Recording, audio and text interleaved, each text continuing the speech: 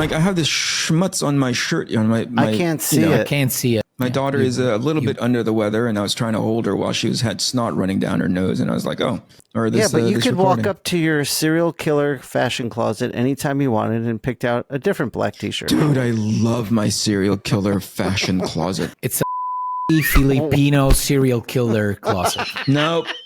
Nope. Nope. This is the Inkpulp podcast.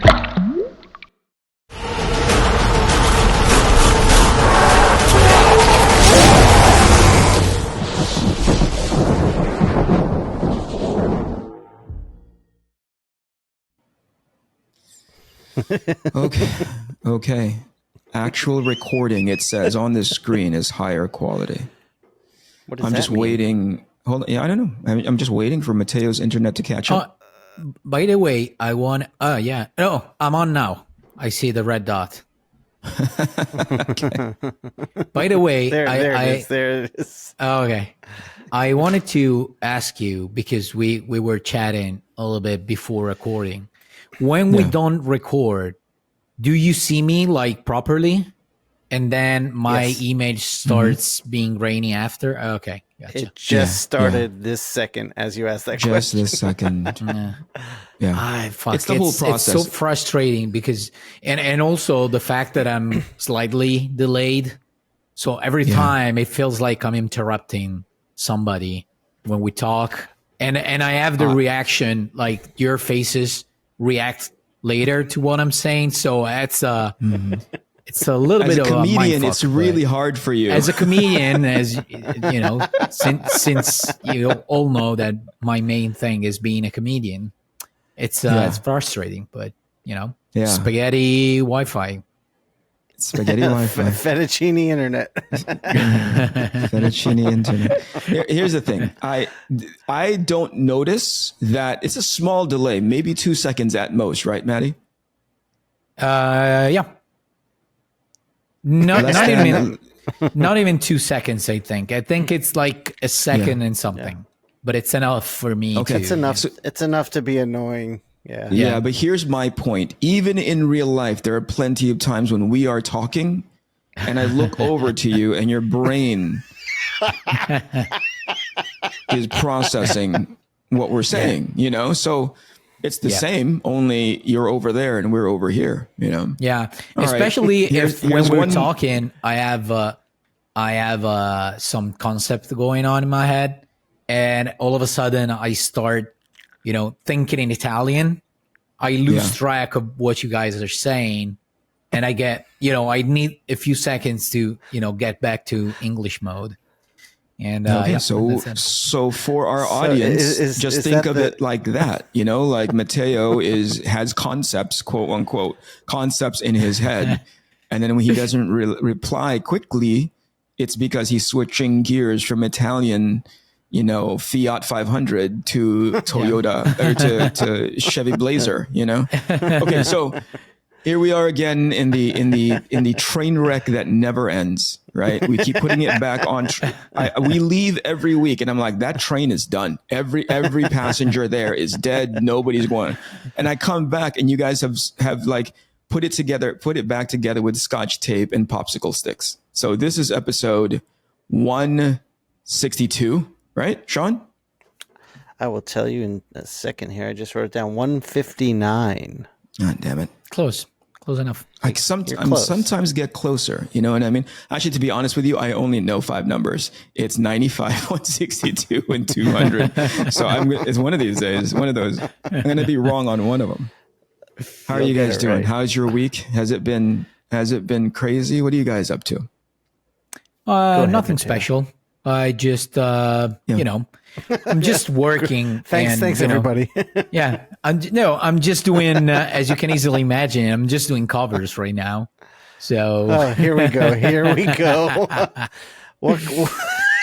No. What covers are you working on, Mattteo? Or is it easier to say what covers are you not working on? Yeah, exactly. There's No, 500 comics. It's easier to say to 3 that he's not drawing for. Yeah, I just finished some Batman covers, and then I did Nice. a cover for Tony Daniel for his upcoming book. And then what else? I'm doing some stuff for New York. I'm gonna try and have a more relaxed show, especially because my family's gonna be there. So I don't wanna, what does it mean?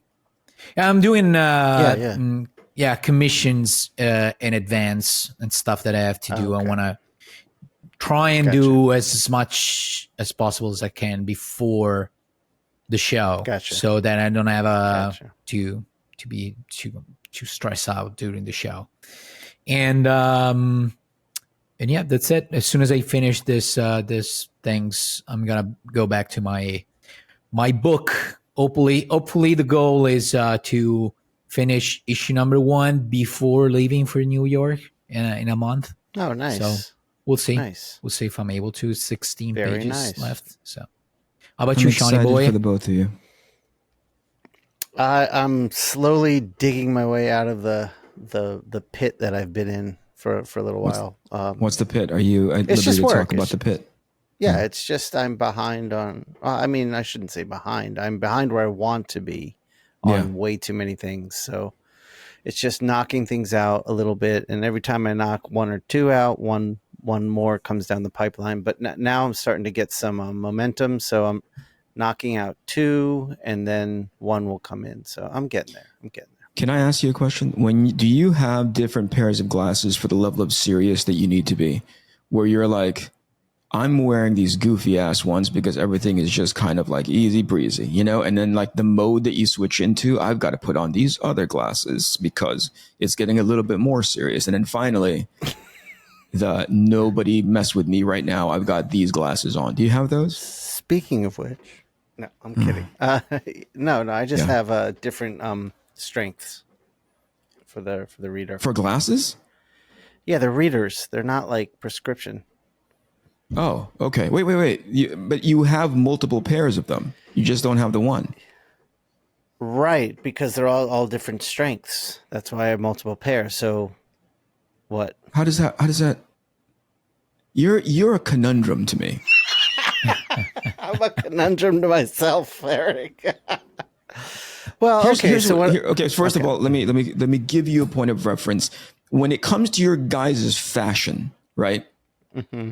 Mm-hmm. I think I uncovered this the other day. Like I was thinking about you guys lovingly, right? I promise it was loving. Here we go. So when it comes to your guys' no, I was pretending my head was your head.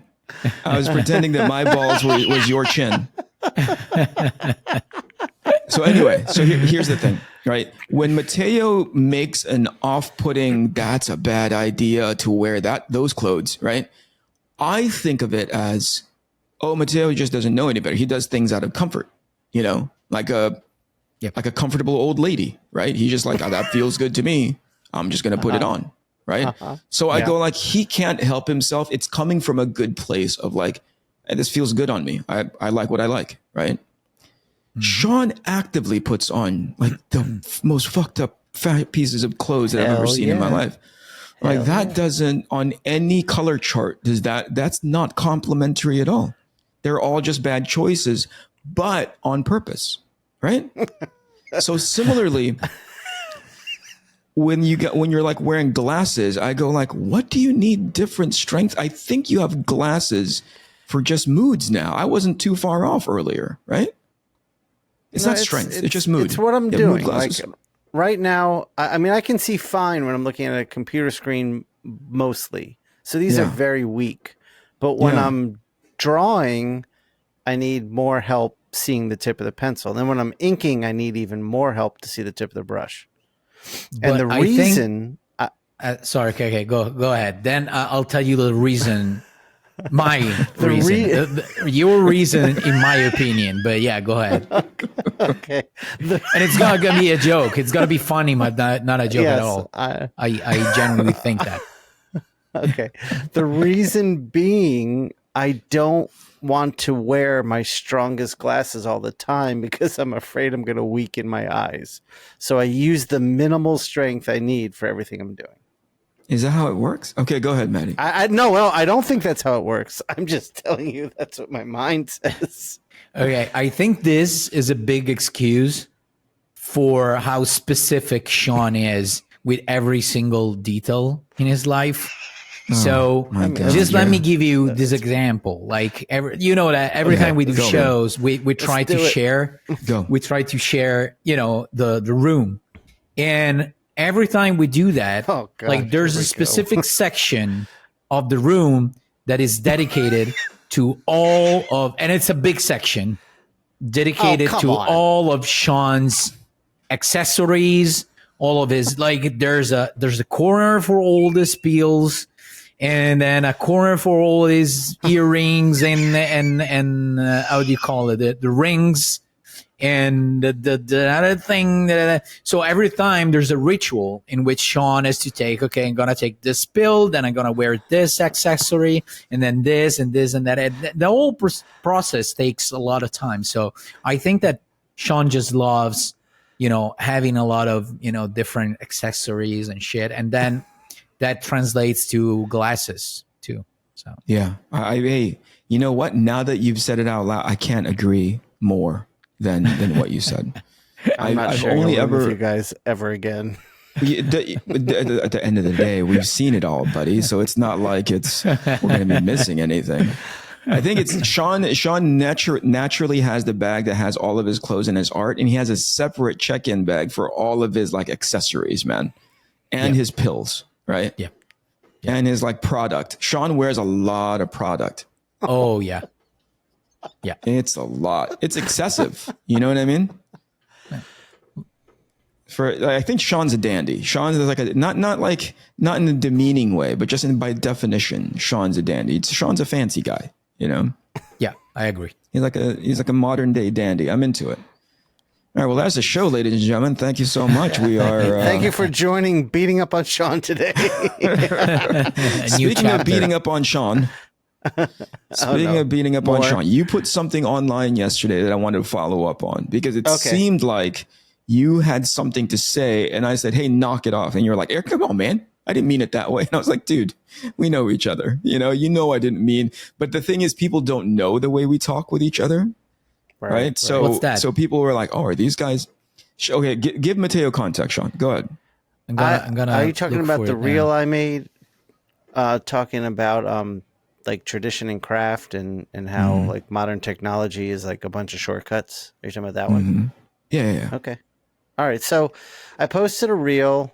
It was just a me inking, and it was a little saying. I was just talking generally. I don't remember exactly what it said, but the idea was. It was yesterday, Shawn. Come on, dude. Dude, there's too much shit going on in my life to remember that. The idea was, let's not forget where the techniques and traditions of where drawing in this medium came from, because digital media offers so many shortcuts. It makes it easier, it makes you faster, but there's a whole bunch of people that don't even know that the shortcut exists, as Eric pointed out. That was the gist of the reel. Hey, let's keep craft alive. Which is on brand for Shawn, right? But I think did you respond anything to it? I Eric? pooped all over it, dude, as much as I possibly could. I said things like, "You're such a fucking elitist. Get out of here with that bullshit." No, I said, I think one of the things that I'd want to consider is that people, we automatically assume that, and we all know who I'm talking about when I mention this particular artist, so we don't have to go by name. There's plenty of times when we were watching this artist and you're like, "Oh, you built that brush. You didn't make that pencil mark, or you didn't do that design. You built a brush that allowed you to just like stroke it through the digital, whatever, the digital interface. So and since now there's chains. I'm not understanding what you're talking about, can you say it and then Jamie can blip it? Yeah, I think so. Right, Jamie? Jamie, knock, knock. I don't know who you're talking about, Eric. Honestly, I'm trying to figure out who you're talking about. You were talking about the young person that used to join us at our conventions.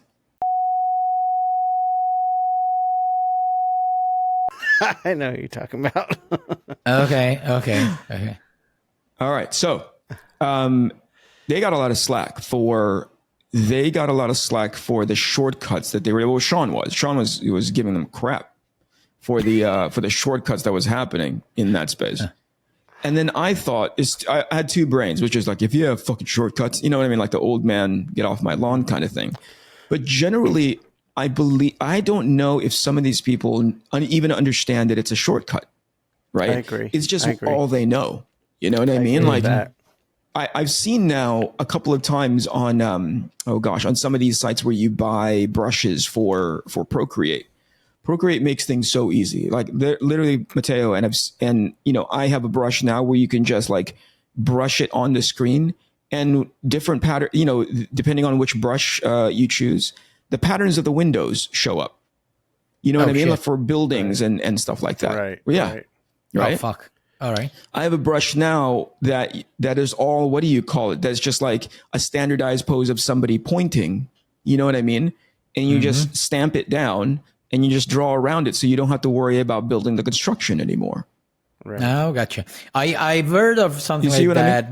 There's a friend of us that is into a lot of this programs and stuff, and they were telling me that there's this program in which you can insert a certain number of 3D shapes, like for example, like buildings. Yeah. As long as the program has like 4 or 5 different buildings and the program can kind of extract the style of the buildings, it can build a whole city following these models. And it's random every time. Yeah. So bridges and shit and streets and everything. It's I mean, it's incredible. It's incredible. I'll probably never use it because I'm too lazy to learn, but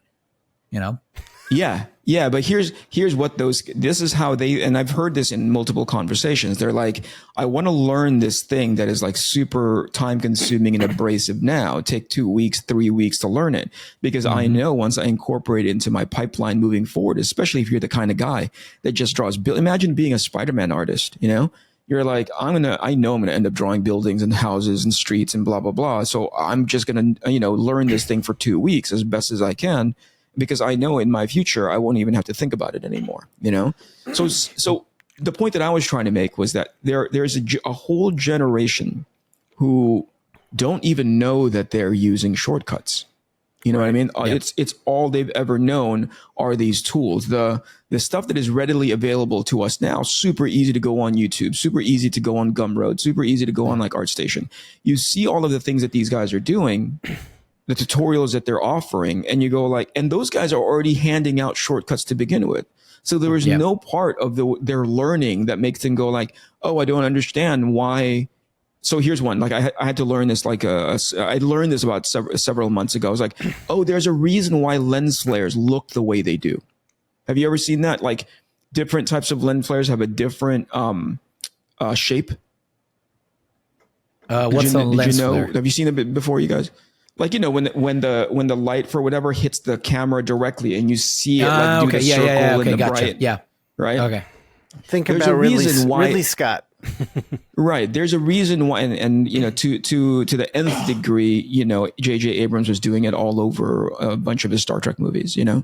Anyway, people put that in their drawings, that effect, right? And then there's a way that the lens flare happens, where they go like, I go like, oh, okay, that's clearly a lens flare, and you see it all over the place, so you just take it into account. But I'm watching YouTube videos of these guys who actually handle cameras and the explanation of lens flares and why they do, and I'm like, there's a reason why that shape happens. And oftentimes it's not even because of the sun, it's because of the lens. Okay. Right? Because the aperture on the lens forms that very specific shape. And that's what's getting bounced back into the backside of the lens. And that's what the camera is picking up. Yeah. Right? Gotcha. Yeah. And so I was like, that's the fucking fascinating shit. That's awesome to know. But there's a stamp out there where I just go like, boop, and it's lens flare. Yeah.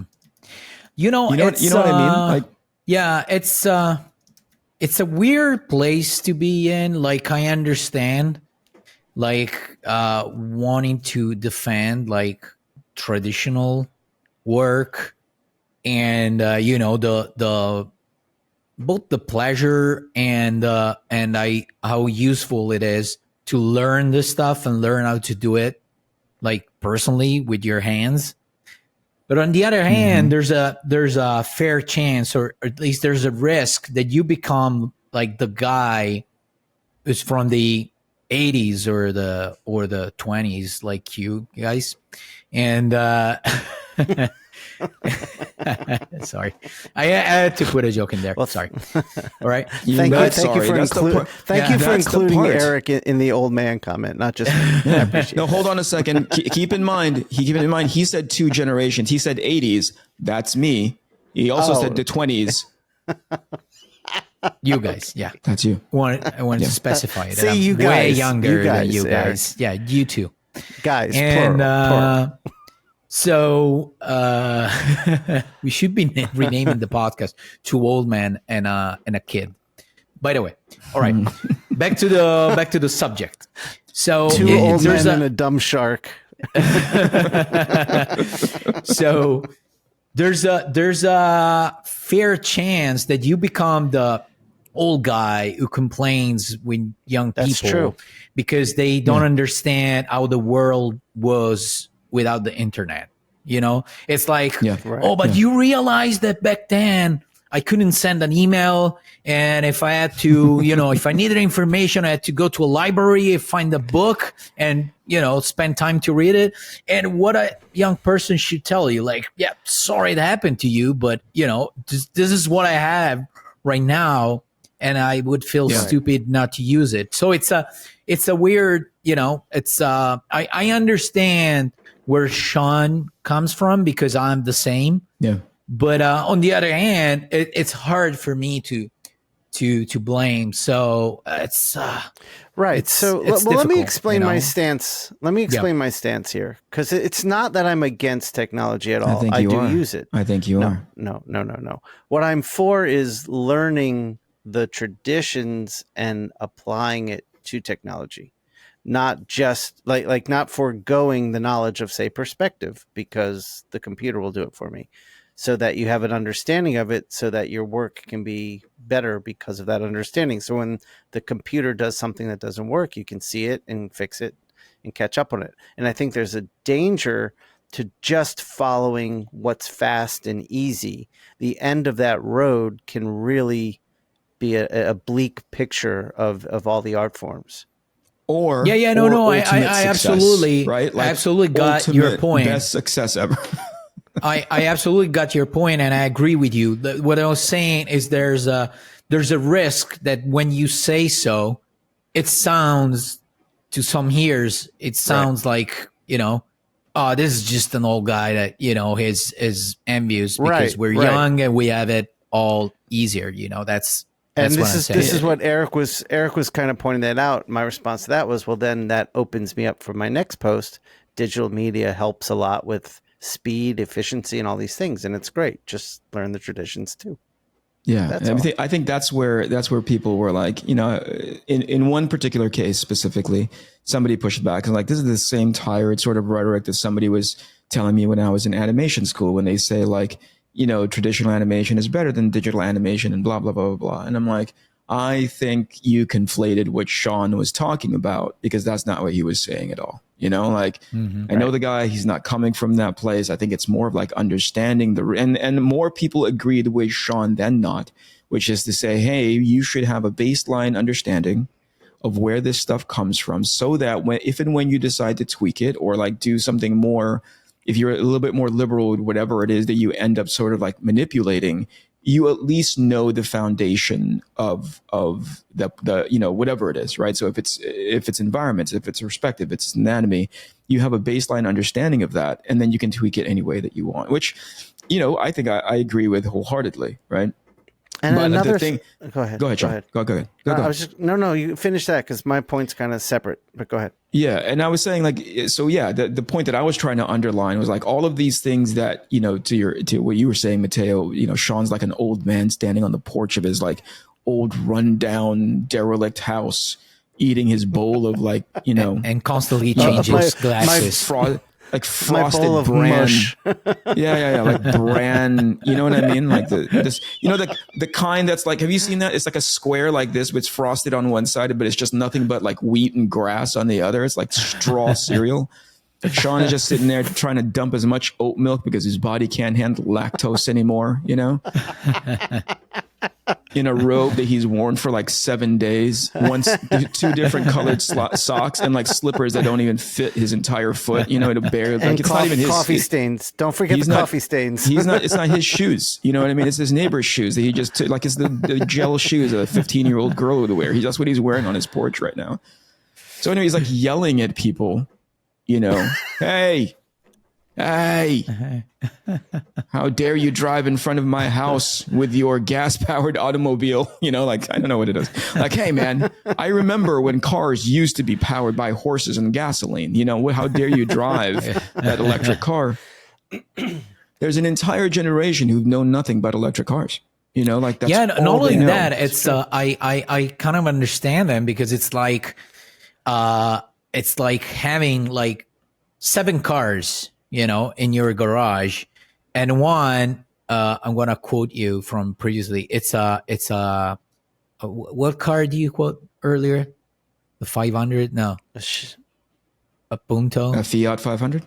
A Fiat 500. Oh, they're talking about... one is a Fiat 500, and then one is slightly better and up, and the last one is a Lamborghini or a Ferrari or whatever the fuck you like, a sport car.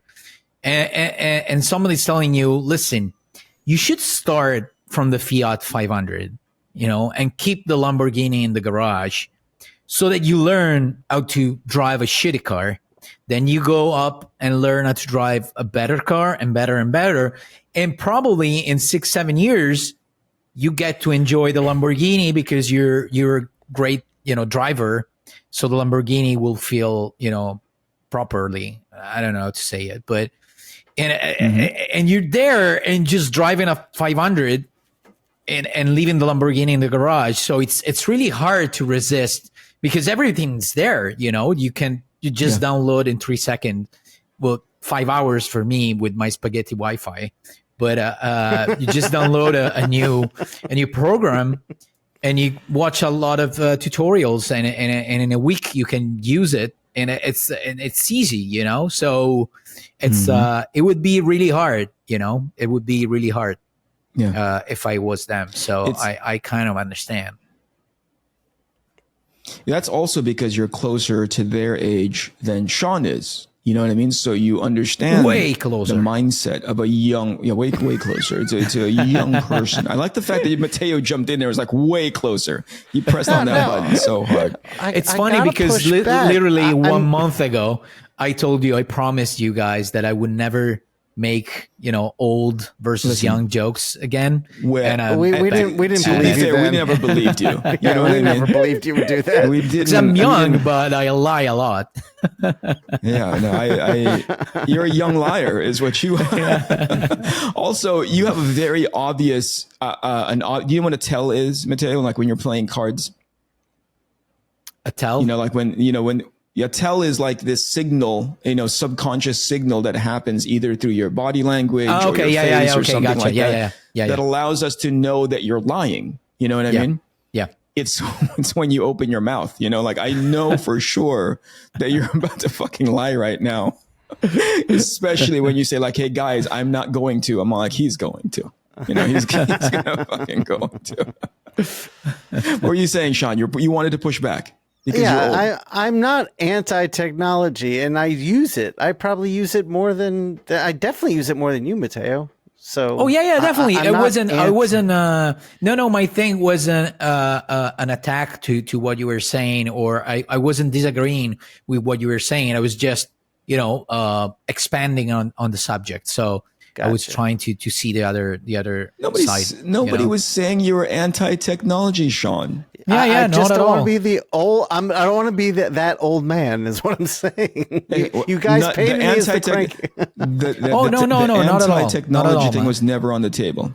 Yeah, it was more like you're the anti-shortcut guy that's facilitated by technology, right? Does that perfectly capture it?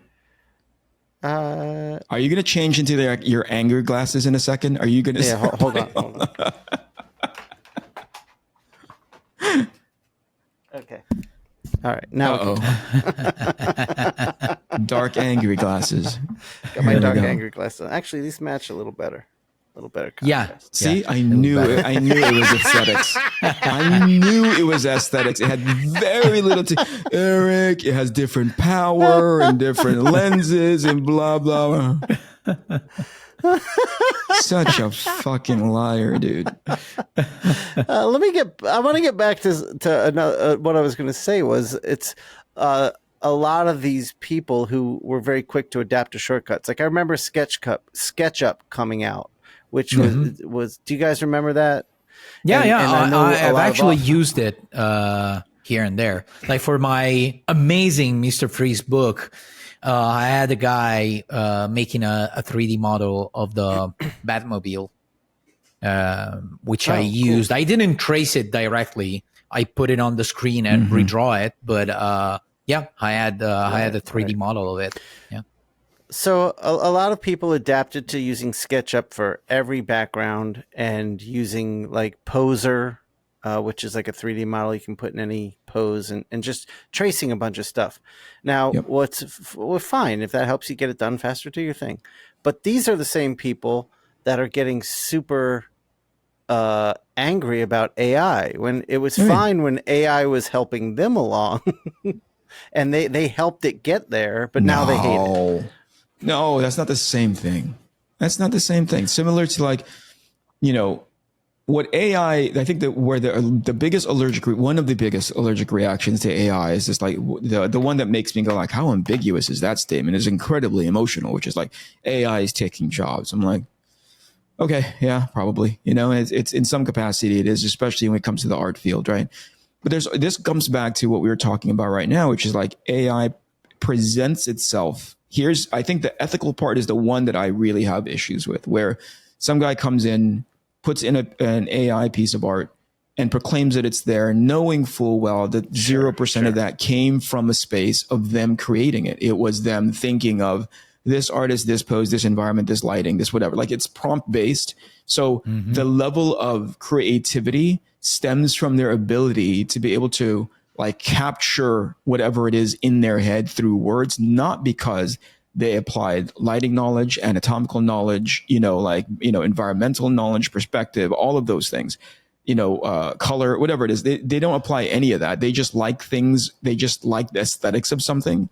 And AI facilitates how to make everything look harmonious, right? It knows how to stitch together those prompts and then put it together. So like, for instance, as a tool, if somebody goes like, I need a pose of X, Y, and Z, similar to what you would do with something like with SketchUp and Poser or whatever, I kind of need generally what the lighting is going to look like because it's something that I want to communicate to my artist or my team or whatever. Like have it in front of you, use it as that. It's when people put it up front and center and say like, look at this thing that I created.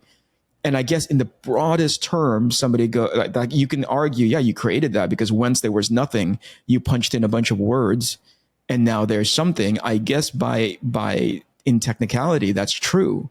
But it's when they start saying like they are like an AI artist, I almost like I have a hard time letting my eyeballs come back from the back of my skull because I roll it back there so much, like, oh my God, but that's still AI artist, as you said it in the premise, it's a ethical thing, which there's so little we can do about it, for sure. And at the end of the day, doesn't this ethical thing really doesn't affect me, But to me, the real problem You have no ethics. is, I think that's why, right? Yeah, exactly. That's how I decided to live my life, with no ethics at all. So, and but yeah, the problem to me is, I think, way more specific and probably kind of legal, which is that all of this AI technology, the way it, and correct me if I'm wrong, I'm super ignorant about it, but the way they create these images, they just grab from a database of already existing images, and nobody asked for permission to use them, basically.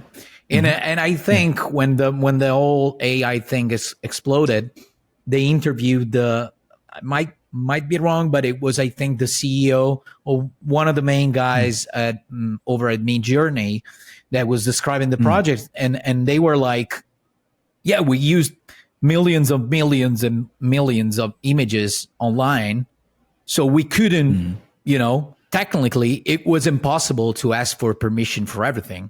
So, and that's where the whole thing, doesn't work with me, because it's not, okay, so, since there were a million, you're justified to use all this database without, consent, just because there were millions.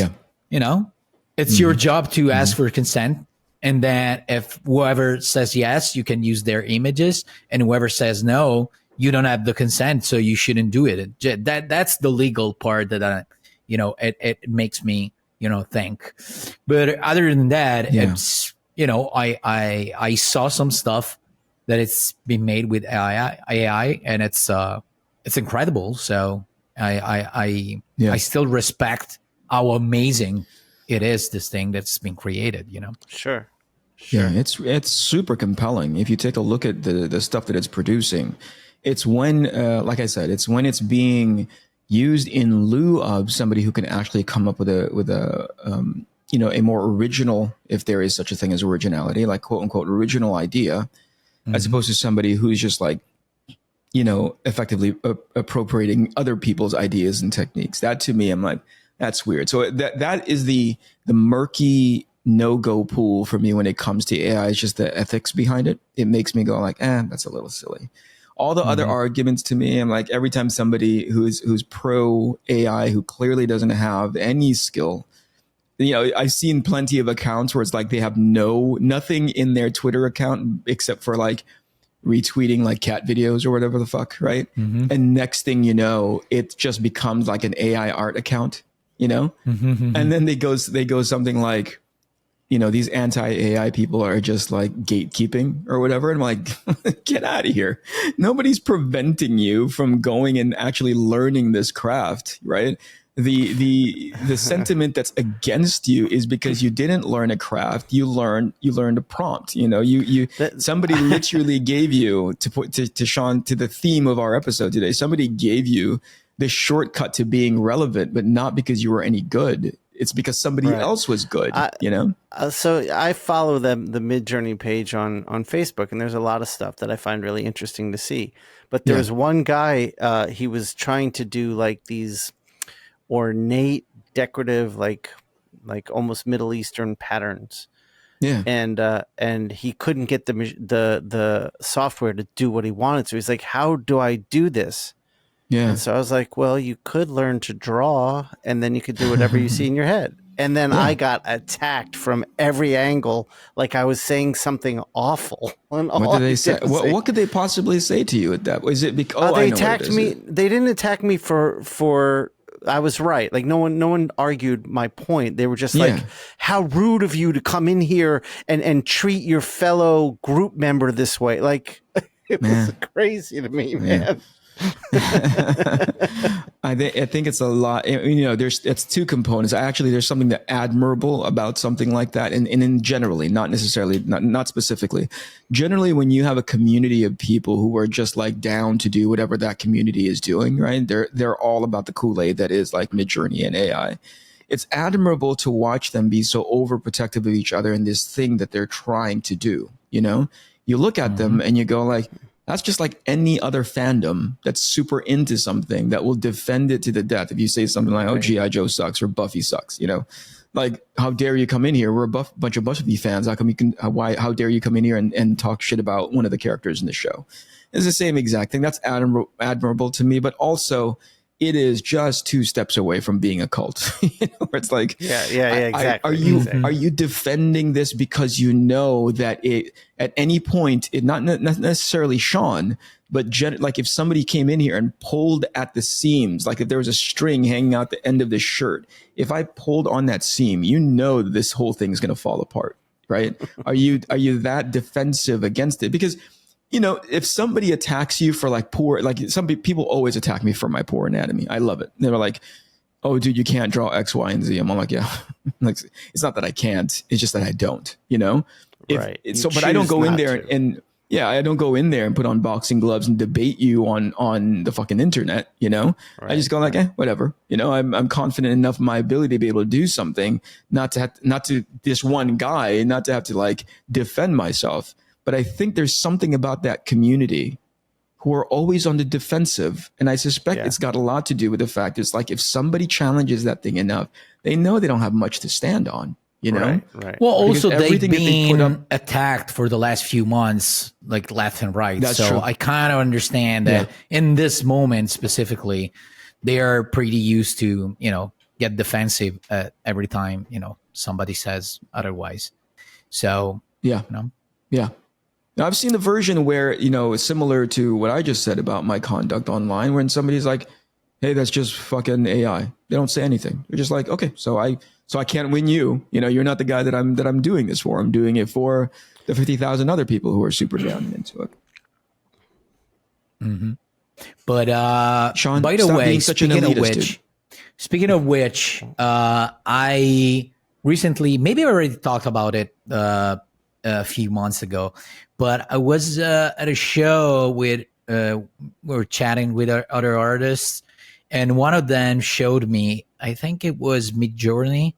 They use Midjourney. They basically add a new script, and the script was in this fantasy world, and just to get inspiration, they're great artists, and just to get inspiration, just to start thinking about ideas and stuff. They basically grabbed the first panel or the first 2 panels description of the world, because it was an establishing shot, and they just put him in the AI, probably it was Midjourney, and they showed me like the results, and they were fucking amazing. Like it was like, speaking of, if you already know the craft and you use it as a tool to, you know, implement your game, that's oh my God, that's incredible. Yeah, like the models that the AI produced, it was incredible. I'll say this without any irony. AI, especially when it comes to the visual medium, is a game-changing concept. It's a game-changing tool. It's unfortunate, just like with anything, you know, people go and abuse the heck out of it, right? Here's something I want to talk to you guys about, like especially when it comes to ads, but the ethics behind it. Did you hear about, and I can't remember which show it was. I'll research it a little bit more, even if to find out that this is not true. But I heard that there was a guy who had set up at a convention who had nothing but AI stuff in there. I don't know if it's a guy or girl, but in their sort of like display stuff that they were selling, right? Yeah. And the promoters kicked them out. I think I heard this. This sounds the promoters familiar. was like, we're going to ask recently? I think so. Yeah, this sounds very familiar. Now I'm like, I am unclear. I have not put that through my personal sort of like filter to go like, I wonder, is that right? Is that okay to do? Was there something in the terms of service of that organization, of that convention, that goes like, you can't sell that here? Or is it because typically, like I think as soon as people found out about it online, they started telling the promoter, hey, that guy there is selling AI generated art. Yeah, my money's on that. Yeah. Right. And I don't know enough about it. Did the guy go into the show going like, actually, no, this is absolutely 100% AI generated art? you know, and if you're okay buying it and supporting my stuff, then cool, you know. I'm at I haven't put it through my personal filter to be like, is that okay to do, to kick somebody out just because they did AI related art? I don't see the. Well, the only way I see it kind of working is this. Okay, by having a table at my show, you're taking the spot of another artist that doesn't use this kind of tools to make life easier. So you don't deserve to be here. I don't know if it's right or wrong. I think that the only kind of acceptable reasoning behind it is this. Yeah. But on the other hand, again, it's purely ethical. Like, who am I to say that it's more ethical to, to draw and blah, blah, blah, and maybe have, produce shitty drawings instead of, a guy who's really good at prompting in a AI. Unless, until we don't have a clear legislation about it, it's we're in this gray area. And when there's a gray area, everything becomes ethical, and it's a contrast between, right. I was going to say, and it's really hard because who's right and who's wrong. There's no right and wrong. If it is ethical, and again, we're presenting it as if it was an ethical call, because I'm with you, Matteo. I can't think of another angle that you could take. Those same ethics of the organization, of the organizers, they turn a blind eye to people who are making prints of characters and IPs that don't belong to them. Yeah. Yeah. You see what I mean? Like, it's like, so you're holding to your quote unquote ethics in regards to this, but these guys are taking it. These guys aren't even hiding it. This guy hid this prompt is hiding the fact that he took from 50 different artists, and now he made a print out of like, Black Panther in Wakanda for it, or whatever it is. That didn't really happen, but let's say, right? So you're saying that's unethical, but this guy who is straight up drawing, Black Panther. That's illegal. That's not unethical. That's illegal. That's stuff that's regulated by laws. So, but there's unwritten contract that we all know about, which is you'll still, they're the big publishers that are okay with it because somehow you're still promoting their characters. So, it's they turn the other way and pretend they didn't see it. That's more or less the case here. But as you said, like it's in that case, it's there's laws that should prevent people from doing that, and people are still doing it. So it's but we live in a time in which the ethical things are more important than actual laws. So I think the reason why this is all leading into a conversation in which Shawn is like, guys, I'm going to go 100% AI. Yeah, I'm thinking about it. After this talk, I'm like, wow, what if I just went fully leaned into the AI? You're convinced. You're convinced that you're going to go do it. My life could be very different with that, Eric. I could be sitting on stacks of cash. That's how AI works, is stacks of cash. That's right. Because it's just you making AI prompts. You know what I mean? So you're going to be. I can do it all day long. I could be writing all of Marvel and DC scripts with AI easily. I think Marvel and DC are writing their scripts with AI. You're not making any fucking headway there. I think that one day when this whole AI thing will be really accessible and it would be possible to make actual videos and shit, I think we'll be having some Inkpulp episodes entirely made with AI, with 3 aliases. How do you call them? Listen, the 3 of us. You just prompt in. Okay, they gotta bicker. The way they. So Shawn does this and this and this, and Eric is grumpy Ed and does that, and Mattteo is super smart, super young, super talented. Ed? And grumpy you remember Ed? Remember Ed, last time? Last time. Grumpy Ed. And. And the AI is going to create 1 hour content of us, interacting the way we usually. Dude, I'm gonna immortalize this show. I gotta be honest with you, Shawn, Mattteo. I don't want to wait until that. Can we do that now? I don't care how imperfect it is. I'll do it for me. You guys can have grumpy Ed all you want. Speaking of which, can we get back to stupid questions? Can we have some callers coming back? Yeah, I really want to get back to that. All right. You got it. Let's see if I can open. I was nervous when we first did it because the both of you were like, "Oh my gosh, this is like unknown and unknowable." So I was like, "Oh, I don't know if you guys liked it." Oh, but by the way, sorry to interrupt. One last thing. One thing we should do is create a script for a 60 minutes dialogue between the three of us. And have an AI write it, and then from 1 hour, and we will say it up front, like we have a script, and we keep talking, following the script, and see what comes out. Okay. You know. It's gonna be the best. It's gonna be like it's gonna be the best episode because it's optimized for YouTube. You know. Oh, dude, we'll finally go viral. Yeah, that's what we're looking for. Speaking of optimized for YouTube, how's this shaping up for you, Shawn? We are now close to 160 episodes, right? Yeah. Mm-hmm. We've done this, like the three of us, we've done this to the point where I'm getting a little annoyed by it. Like, how's it all coming together for you? I enjoy it. I get to see you guys every week. I mean, this is making me rethink my whole going to conventions things because I get to see you guys here and I don't have to deal with cons. So I'm enjoying it a lot. How's it performing? It's performing better than it did before. We're growing consistently. Yeah. I don't know. This is more of a journey for me than a destination. I look at the comment section of the video. I never watch the videos because it's like, it's funny, Mattteo, he I was talking about what my strategy is going to be moving forward for the book that I'm working on, right? Mm-hmm. And he goes, "Did you listen to anything that Carl said when we interviewed him at all? Blah, blah, blah." I'm all like, "I don't listen to our videos. Like, it's not a situation where I'm fucking listening. Not even the videos. You don't even listen to the guests during the podcast. Right now, I'm barely paying attention to you guys. Barely paying attention.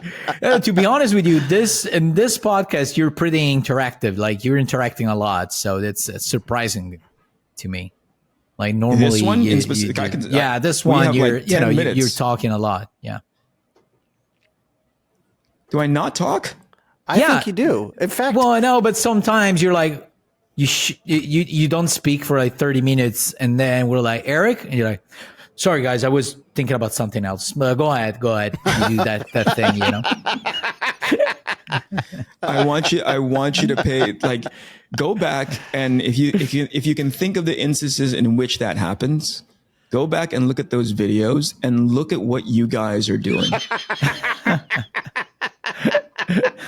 Right? The good ones. At least we're trying. The good ones, I can tell that you're trying. I can tell. The good ones is when you guys are actually talking to the guests, where you guys are like, bouncing back and forth with them, following up with something. And then there's bad versions of that too, like the one with Karan, when you guys were just like, don't even answer. I'm just going to ask you the next question again. So where were you born? Uh-huh. Okay, what did you like to do? You were just like bombarding the guy.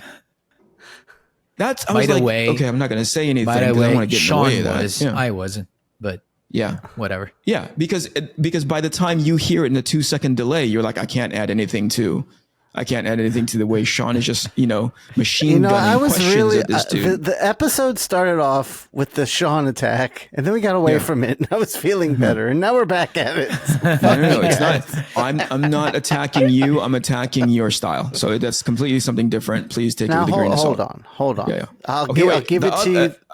Hold on to this. Like, so here's the when you guys are doing well together, I don't say anything because you're doing such a phenomenal job.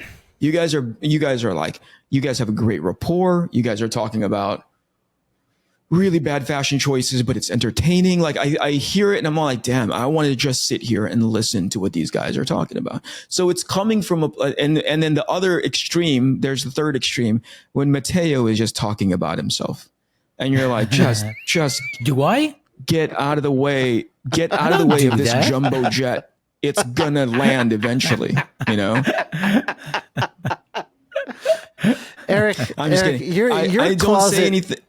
I don't say anything because you guys are doing such a great job. Ultimately, it's like whenever I hear the entertaining component and when you guys are going back and forth, especially when you're handling a guest well, especially when there's a subject matter that you guys are clearly super passionate about, I'm like, get out of those guys' ways. Let them talk.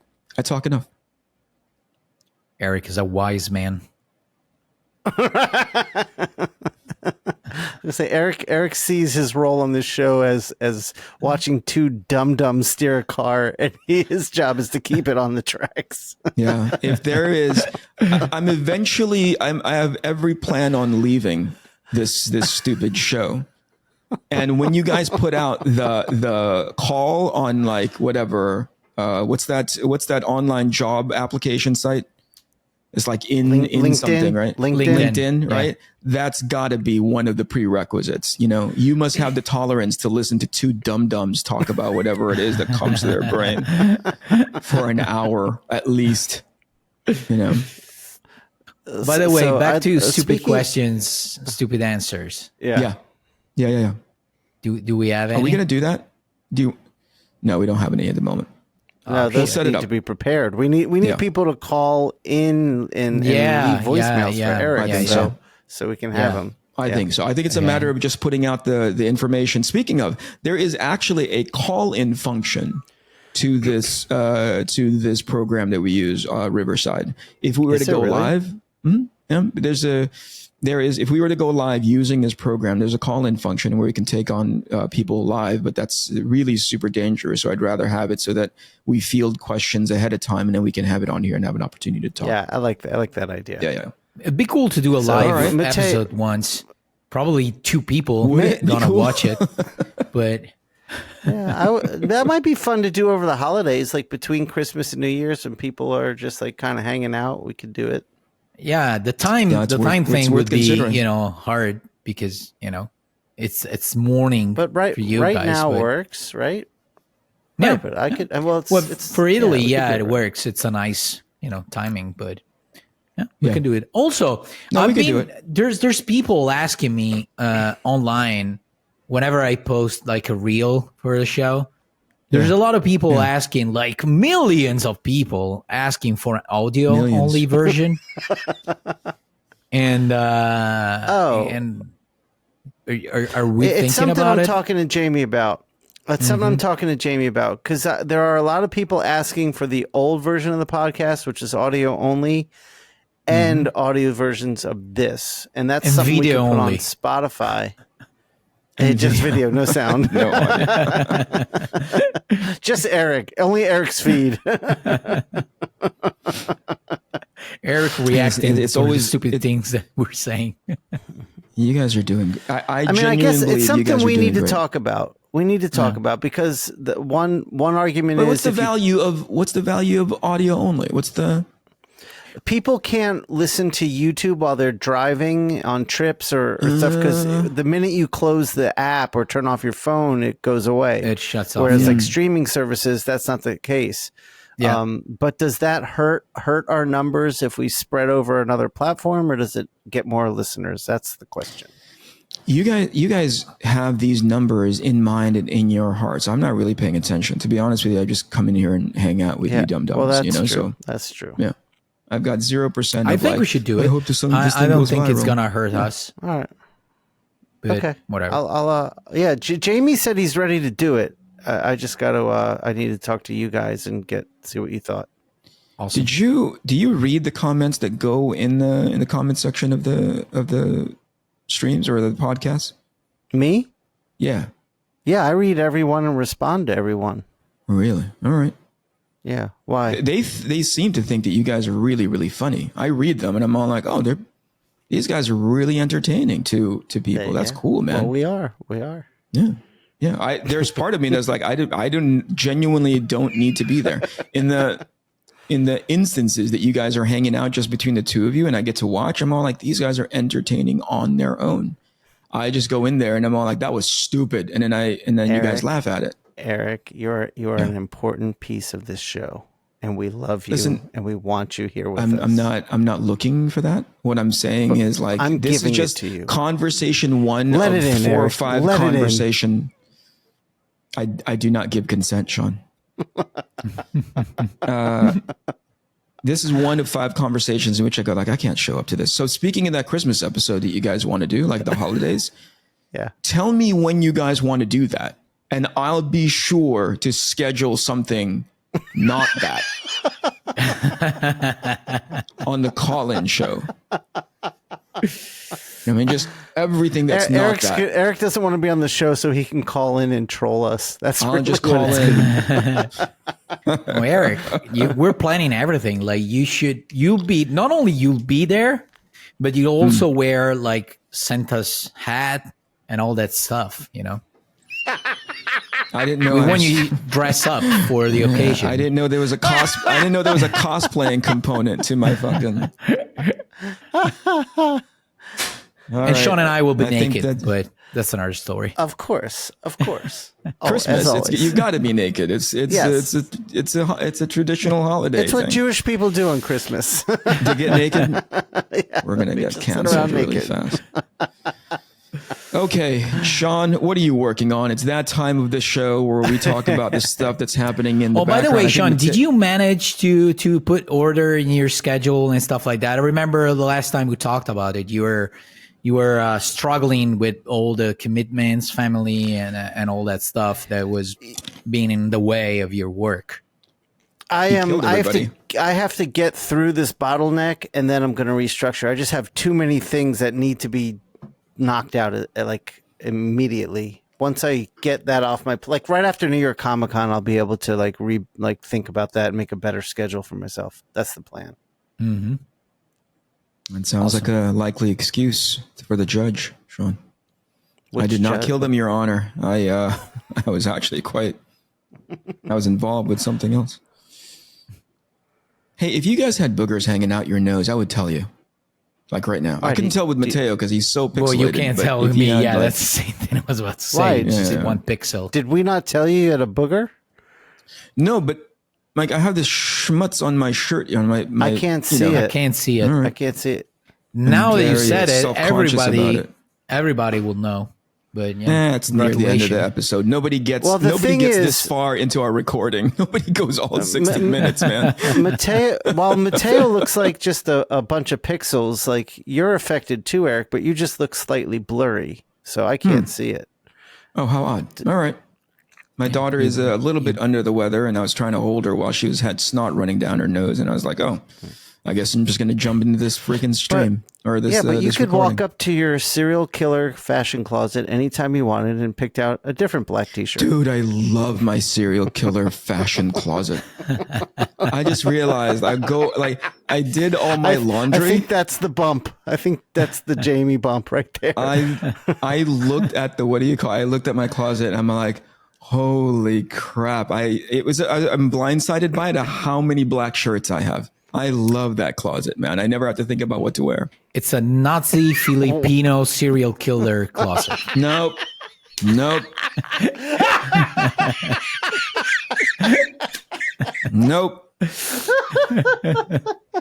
We're going to be in so much trouble. You don't say shit like that on YouTube. We're going to get in trouble. All right, Shawn, what are you working on, pal? Let's get this thing done. I finally just finished a commission before the show started. I am coloring the raid cover as we speak. It's on my Cintiq on the Cintiq that you sent me. Thank you, Eric. Mm-hmm. And working on painting one of the Marvel cards all at the same time. And I have a gallery event tonight that I got to head downtown soon for. Now, you guys are getting mentally amped up. In about a month and a half's time, you guys are going to be in New York Comic Con, no?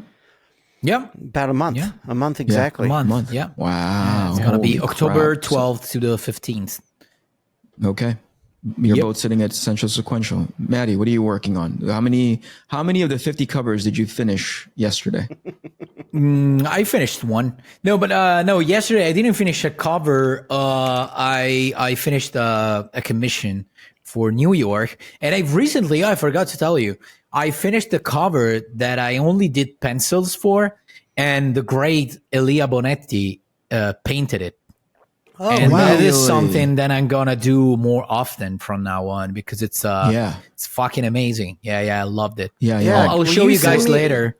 Yeah. Please do. I'll send it to you. I can't show it now because it's for something that hasn't been announced yet. But I want to see it.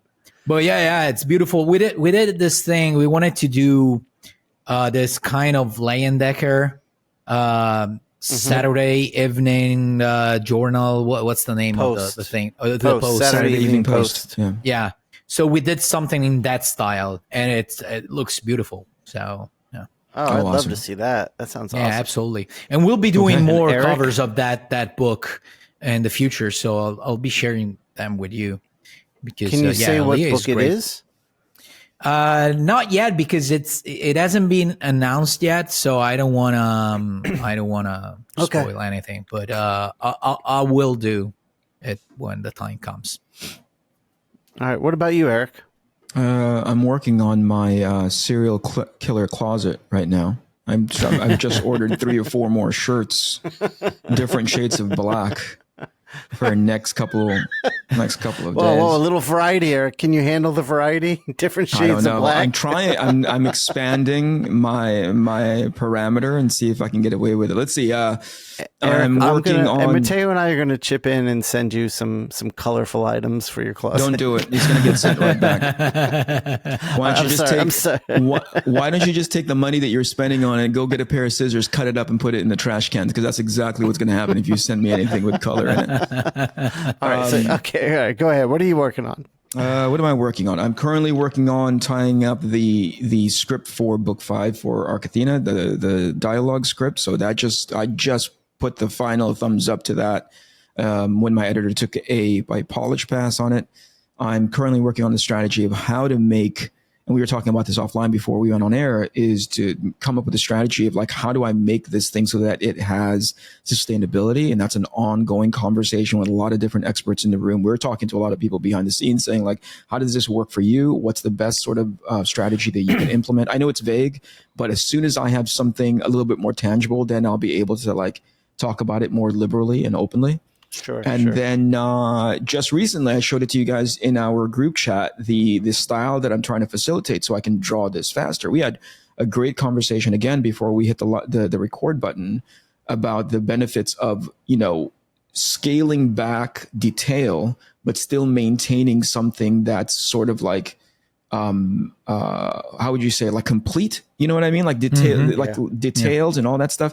It doesn't make anything more robust. It's just more detailed. So I'm going back to the storyboarding style that I used to do back when I was doing storyboarding for animation and seeing like, is this still good? Is this still, does that still feel comfortable? So that's been exciting, exhilarating, and nerve-wracking at the same time. So cool. That's awesome. All right, and by the way, guys, I'm out of here. I didn't realize that I was still using the microphone on the wrong side.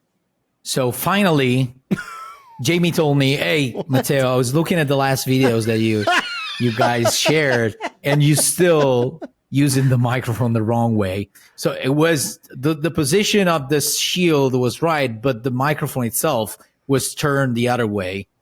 And now finally, you're talking into the ass end of the microphone. Yeah, I was talking here instead of the right side. And now I finally found out when you see it is there's a metal circle. That's the right side of the microphone. And Jamie was nice enough to me to tell me. Jamie needs a fucking raise. So finally, after 20 episodes, I think we got it, guys. I'm using the microphone properly. All right. I will say this, Mattteo, you might have just changed Jamie's life with the hookup you gave him recently. That would be huge for him. Right, oh, really? I gotta go. Oh, that's awesome. Stop this right now. We'll talk later. Bye. This is the Inkpulp podcast. This is the Inkpulp podcast. Comics, hip hop, life.